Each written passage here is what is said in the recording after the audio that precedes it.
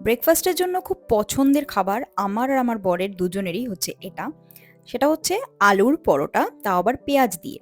তো আলুর পরোটাই বানাতে যাচ্ছিলাম। আলুগুলো সেদ্ধ করে পেঁয়াজ ছুলে নিলাম আর কিছুটা ভাজা মশলাও করে নিলাম।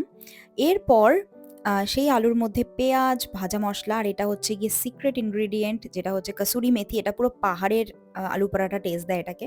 এরপর আটা মেখে লেচি করে নিলাম। এর মধ্যে ভরে দিচ্ছি আলুর পুর। আমাদের বাড়িতে ময়দা আসে না, তাই আটা দিয়েই আলুর পরোটা রেডি করলাম। আর সার্ভ করেছিলাম সস আর টক দই দিয়ে। আমার তো টক দই দিয়ে খুবই ভালো লাগে। এরপর ৪ তলায় গেলাম, বরের কিছু কাজ ছিল সেগুলো কমপ্লিট করতে। রাতে একটু ফ্রি ছিলাম, তো দুজনে মিলে বেরিয়ে পড়লাম একটু হালকা ডিনার করতে। ফার্স্টে অর্ডার করেছিলাম ডিমসাম।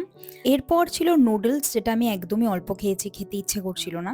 কিন্তু এই মুগ শুদ্ধিটা লাস্টে বেশ ভালো ছিল। পান ছিল হোয়াইট চকোলেট সসে ডিপ করা, দারুণ ছিল খেতে। তো এভাবেই দিনটাকে এন্ড করলাম। বাই।